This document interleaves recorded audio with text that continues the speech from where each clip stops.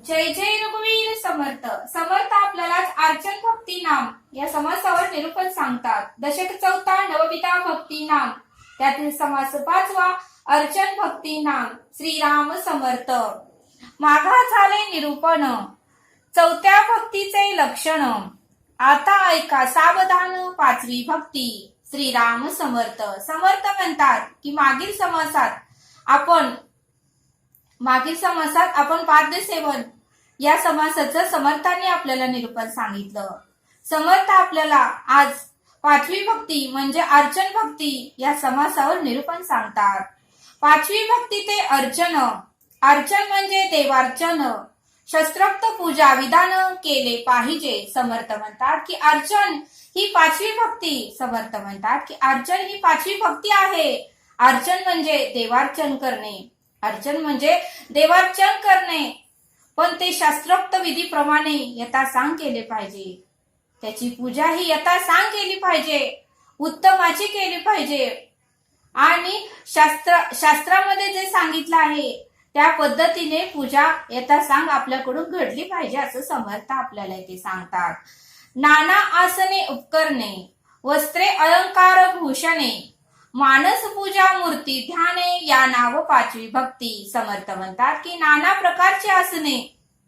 समर्थ म्हणतात की नाना प्रकारचे आसने आणि पूजेची उपकरणे, वस्त्रे अलंकार भूषणे यांनी ही पूजा करावी. समर्थ म्हणतात की नाना प्रकारचे आसने, पूजेची उपकरणे, वस्त्रे अलंकार भूषणे यांनी पूजा करावी.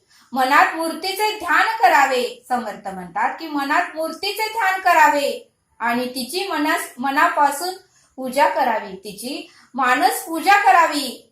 ही पाचवी भक्ती समर्थांनी आपल्याला इथे सांगितली. समर्थ म्हणतात की देव ब्राह्मण अग्नी पूजन, साधू संत अतिथी पूजन, इति महानुभव गायत्री पूजन या नाव पाचवी भक्ती. समर्थ म्हणतात की देव ब्राह्मण आणि अग्नी, साधू संत अतिथी अभ्यंगत यांचे पूजन करावे. तसेच ब्रह्मज्ञानी संत गाय यांचेही पूजन आपण केले पाहिजे असं समर्थ आपल्याला इथे सांगतात. धातू पाषाण मूर्तिका पूजन, चित्रलेप सत्पात्र पूजन, आपल्या गृहाचे देवार्चन या नाव पाचवी भक्ती. समर्थ म्हणतात की धातू मृतिका पाषाण याची मूर्ती, तसेच गंधाच्या लेपाने भिंतीवर काढलेल्या उपासना मूर्ती किंवा संत यांची पूजा करावी.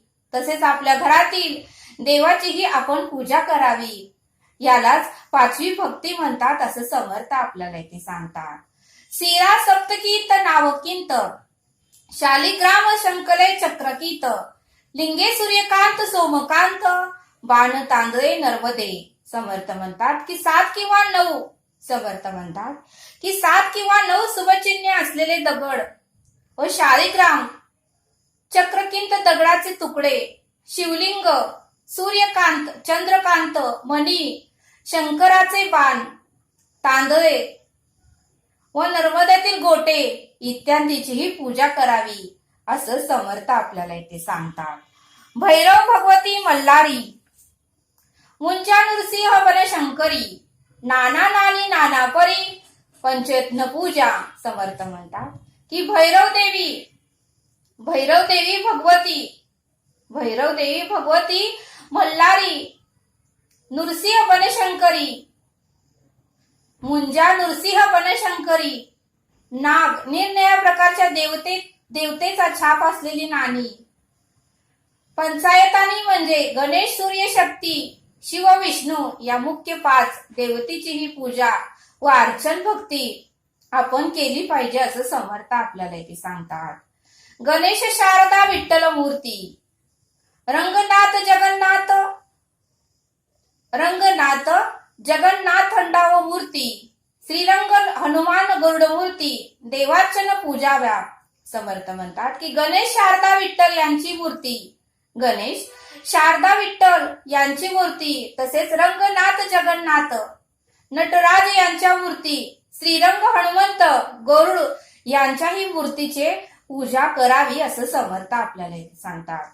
मत्स्यकूर्म वर्य मूर्ती, नरसिंह वामन भार्गव मूर्ती, रामकृष्ण योग मूर्ती देवार्चन पूजाव्या. समर्थ म्हणतात की मत्स्यकूर्म वराह नृसिंह वामन भार्गव यांची मूर्ती, रामकृष्ण यांच्या मूर्तीचीही पूजा करावी असं समर्थ आपल्याला इथे सांगतात. केशव नारायण धाम मूर्ती, गोविंद विष्णू मुद सुदन मूर्ती, त्रिविक्रम वामन श्रीधर मूर्ती, ऋषिकेश पद्मनाभी. समर्थ म्हणतात की केशव नारायण, माधव गोविंद, विष्णू मधुसदन, त्रिविक्रम वामन श्रीधर, ऋषिकेश पद्मनाभ इत्यादी विष्णू मूर्तीचीही आपल्याकडून पूजा झाली पाहिजे असं समर्थ आपल्याला इथे सांगतात. दामोदर सर्क वासुदेव मूर्ती, पदुन अनुराध पुरुषोत्तम मूर्ती, अध्यक्षण जनरसिंह मूर्ती, अच्युतम मूर्ती, जनार्दन आणि उपेंद्र. समर्थ म्हणतात की दामोदर, सकर्षण, वासुदेव आणि अनिरुद्ध, पुरुषोत्तम, नृसिंह, अच्युतम, जनार्दन, उपेंद्र या सर्व विष्णू मूर्तीचीही आपल्याकडून पूजा झाली पाहिजे असं समर्थ आपल्याला इथे सांगतात. हरिहराचे अनंत मूर्ती, भगवत जगतमाता जगदश मूर्ती, शिवशक्तीचे बहुधा मूर्ती देवार्चन पूजाव्या. समर्थ म्हणतात की हरिहराच्या अनंत मूर्ती, भगवत जगतमाता जगदीश यांच्या मूर्ती व शिवशक्तीच्या बहुमूर्ती यांच्याही मूर्तीची आपल्याकडून पूजा झाली पाहिजे असं समर्थ आपल्याला इथे सांगतात. समर्थ सांगतात की अश्वत्थ नारायण सूर्यनारायणे, लक्ष्मी नारायण त्रिमल नारायणे, श्री हरी नारायण आदि नारायणे, शेषशाही परमात्मा. समर्थ म्हणतात की लक्ष्मी, अश्वत्थ लक्ष्मी, श्रीमल हरी यांच्याशी निगडीत आदि नारायण, सूर्यनारायण, शेषशाही श्री विष्णूच्या मूर्तीचीही पूजा करावी.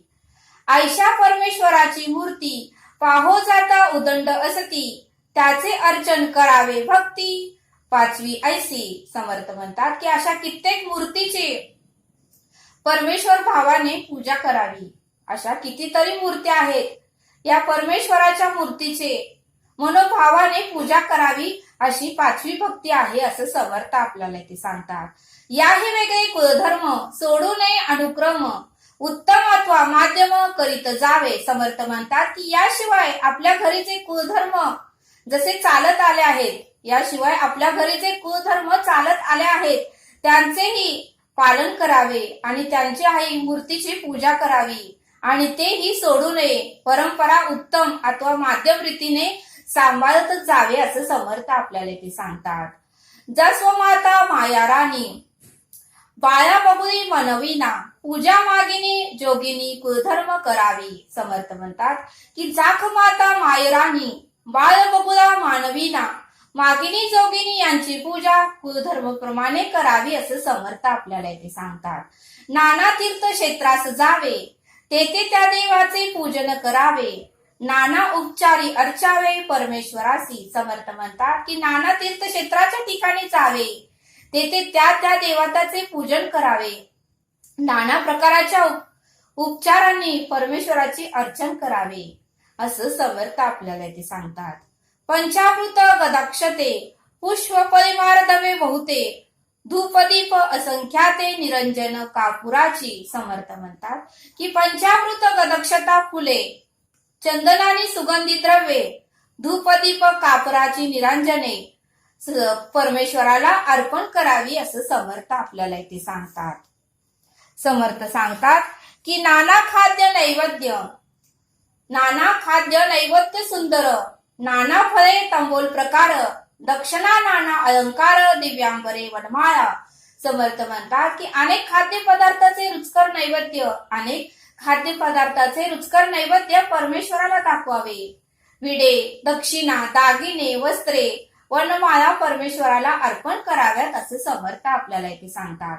शिबिका छत्र सुखासने, मही मेघ दंवे सूर्यपाने, दिंड्या पातका निशाने, टाळ घोळ मृदुंग. समर्थ सांगतात की पालखी छत्र आसान, उंच छत्री उबदकर वाद्य, पातका निशाने ढोल मृदुंग अनेक प्रकारची वाद्य देवाला अर्पण करावी असं समर्थ आपल्याला इथे सांगतात. समर्थ म्हणतात की नाना वाद्य नाना उत्सव, नाना भक्त समुदाव, गाती हरिदास सद्भाव, लागला भगवती. समर्थ म्हणतात की अनेक प्रकारचे उत्सव त्यात एकत्र होणारे भक्ताचे समुदाय आणि हरिदास भगवंताचे गुणानुवाद भगवंताच्या भक्तीत रंगून गाऊ लागतात. त्यामुळे आनंद उत्साहावरूनच येतो असं समर्थ आपल्याला इथे सांगतात. वापी कूप सरोवरे, नाना देवराय शिखरे, रंजकने मनोहरे वृंदावने भुयारी. समर्थ सांगतात की मंदिरासाठी पाण्याचे आड, विहिरी, सरोवरे, नाना देवालये यांची शिखरे, मोठी अंगणे, सुंदर वृंदावने व तळघरे करावी. समर्थ म्हणतात की मंदिरासाठी पाण्याचे आड करावे, विहिरी, सरोवरे, नाना देवालय यांची शिखरे व मोठी अंगणे आणि सुंदर वृंदावने व तळघरे करावी असं समर्थ आपल्याला इथे सांगतात. मठ मांड्या धर्मशाळा, देवद्वारी पडशाळा, नाना उपकरणे नक्षत्रमाळा, नाना वस्त्र सामग्री. समर्थ म्हणतात की मोठमोठ्या माड्या अथवा यात्रेच्या वेळी बाजारहाट मांडण्यासाठी केलेल्या मंडळी धर्मशाळा, तसेच देवाद्वारी ओवारल्या नाना उपकरणे, नक्षत्रमाळा, नाना वस्त्रे वगैरे सामग्रीही द्यावी असं समर्थ आपल्याला इथे सांगतात. नाना पडदे मंडप चादोवे, नाना रत्नकोश लोपती भरवे, नाना देवराये समर्पावे, हस्ती घोडे शंकटे. समर्थ म्हणतात की पडदे चांदवे मंडप, लोभणारे मोत्याचे व रत्नाचे घोस, तसेच हत्ती घोडे रथ गाड्या निरनिराळ्या देवालयांना अर्पण करावी. समर्थ म्हणतात की अनेक पडदे मंडप, लोभणाऱ्या मोत्यांच्या रत्नाच्या माळा, हत्ती घोडे रथ गाड्या निरनिराळ्या देवालयांना अर्पण करावी असं समर्थ आपल्याला इथे सांगतात. अलंकार पात्रे, द्रव्य आणि द्रव्य पात्रे, अन्नोदक आणि अन्नोदक पात्रे नाना प्रकाराची.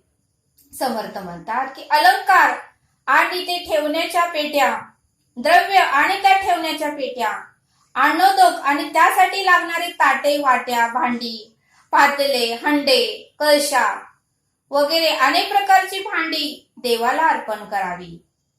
वने उपकरणे पुष्ण वाटिका, तपस्याचे पूर्ण कुटिका, ऐसी पूजा जगन्नायका यथा सांग समर्पावी. समर्थ म्हणतात की वने उपवने, पुष्ण वाटिका, फुलबागा, फळबागा, तपस्वी लोकांना राहण्यासाठी झोपड्या असे सर्व समर्पण भावाने जगन्नायकाला यथासांग अर्पण करून त्या प्रकारे त्यांची पूजाही करावी असं समर्थ आपल्याला इथे सांगतात. शुकशरिका मोयोरे, बदके चक्रवाक चकोरे, कोकिला चित्रे समारे देवराई समर्पावी. समर्थ म्हणतात की पोपट, सरिका मोर, बदके, चक्रवाक, चकोर, कोकिला पक्षी, चितर, साभार या प्रकारचे हरणे देवालया अर्पण करावी. शुगतमुर्ग आणि मांजरे, गाई, म्हशी, वृषभ, वानरे, नाना पदार्थ आणि लेकुरे देवलाई समर्पावे. समर्थ म्हणतात की कस्तुरी मुर्ग, मांजरे, गाई, म्हशी, बैल, वानरे ही जनावरे आणि इतर नाना पदार्थ आणि लेकरे देवालयाला अर्पण करावी. काया वचा मने, चित्तवित्त जीवी प्राणी, सद्भावे भगवत अर्चने या नाव अर्चन भक्ती. समर्थ म्हणतात की काया वाचा मन चित्त, पैसा अडका, जीव व प्राण, थोडक्यात म्हणजे आपले सर्वस्व भगवंताच्या चरणी अर्पण करून अंतःकरणापासून त्याची पूजा करावी. हीच अर्चन भक्ती आहे असं समर्थ आपल्याला इथे सांगतात. ऐसीच सद्गुरूचे भजन करुण असावे अन्यय, या नाव भगवत भजन पाचवी भक्ती.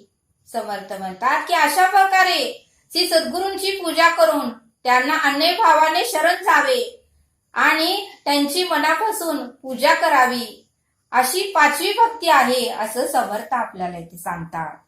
ऐसी पूजा न घडे बरावी तरी मानस पूजा करावी. मानस पूजा अगत्य व्हावी परमेश्वरासी. समर्थ म्हणतात की अशा रीतीने चांगली पूजा घडू शकली नाही तर मानस पूजा करावी. आपल्याकडून जर चांगली पूजा घडली नाही तर मानस पूजा तर करावी असं समर्थ आपल्याला इथे सांगतात. मने भगवंतास पूजावे कल्पुनी सर्व ही समर्पावे. मानस पूजेचे जाणावे लक्षण ऐसे. समर्थ म्हणतात की मनाने भगवंताचे पूजन करावे. मनाने कल्पून विविध उपचार आदी सर्व काही त्यास प्रेमाने अर्पण करावे. मानस पूजेचे हेच लक्षण आहेत असं समर्थ आपल्याला इथे सांगतात. जे जे आपणास पाहिजे ते ते कल्पून वाहिजे. येणे प्रकारे की जे मानस पूजा. समर्थ म्हणतात की आपल्याला देवाला जे जे अर्पण करावे अशी इच्छा असते ते सर्व मनाने कल्पून त्याच्या चरणी अर्पण करावे. या प्रकारे मानस पूजा अवश्य करावी असं समर्थ आपल्याला इथे सांगतात. इति श्री गुरु संवादे अर्चन भक्ती निरूपण नाम समास 5वा. अशा तऱ्हेने समर्थांनी आपल्याला अर्चन भक्ती निरूपण नाम या समासावर आज निरूपण सांगितलं. समर्थ आपल्याला एक श्लोक सांगतात. अजामेर पापी वदे पुत्र कामे तया मुक्ती नारायणाचे निनामे. शुका कारणे कुंटनी रामवाणी मुखे बोलता ख्याती झाली पुराणी. या श्लोकाचा अर्थ सांगतात की अजामेर पापी होता तरी पुत्र शक्तीमुळे नारायणाचे त्याने आपल्या मुलाचे नाव नारायण ठेवले होते आणि त्यामुळे तो सतत नारायण म्हणत होता आणि त्याने आपल्या मुलालाही नारायणाची हाक मारली आणि तेच नाव घेतल्यामुळे तो सद्गतीस प्राप्त झाला. तसे समर्थ म्हणतात की एका ताईनेही आपल्या पोपटाचे नाव राम ठेवले होते. तीही सतत त्यालाच हाक मारत होती. त्यामुळे मुखावाटे नकळत राम नामाचा उच्चार झाल्याने तिलाही मोक्ष मिळाला. राम नामाचे महत्व सांगणाऱ्यांना अशा अनेक कथा पुराणात सांगितल्याच आहेत. असा या श्लोकाचा अर्थ समर्थांनी आपल्याला इथे सांगितला. तरी आता आपण येथेच थांबूया. भेटूया पुढील भागात. धन्यवाद.